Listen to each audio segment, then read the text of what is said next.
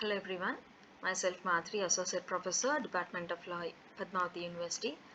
Today we'll have another session on quasi contracts. This particular contract is a legal obligation imposed by law, prevent unjust enrichment, and this is also called as contract implied in law or a constructive contract. A quasi contract may be presumed by a court in the absence of true contract, but not where the contract either express or implied in fact, covering the same subject matter already exists. Because a quasi contract is not the true contract, mutual assent is not necessary. A court may impose any obligation without regard to the intent of the parties. When a party sues for the damages under a quasi contract, the remedy is typically restitution or the recovery under a theory of quantum merit liabilities. The concept of this particular quasi contract comes under Bailey versus West, and the doctrine of quasi contract. The court held that essential elements of a quasi contract are the benefit concerned under defendant by a plaintiff.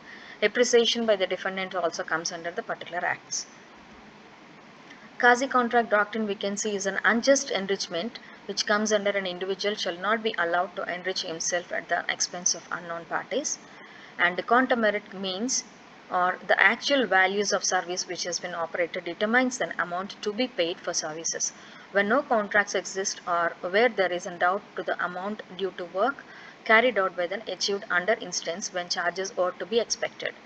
Salient features we can say it is no longer needed than an actual contract. It is no longer based on an offer and accepted for the rule. It does not occur from any formal agreement, but it is imposed by means of law. It is right that an unreachable and at the same time no longer against the whole world and against a specific man or a woman. It is based on an idea of an equate, appropriate, conscious and justice. Types we can see supply of necessities of incapable, fascinated character by the payment and obligation to pay gracious non-acts, responsibility of the finder of the goods and the payment of delivery by a mistake or coercion.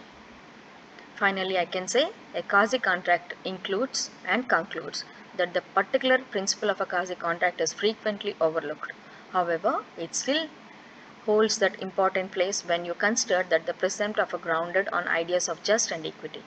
It can be concluded that quasi contracts are no longer needed contracts as per the Indian Contract Act 1872. However, several contracts are imposed with an aid of a particular law only in favorable situations. Quasi contract only create due to the particular no juice and at the same time unjust enrichment on one parties.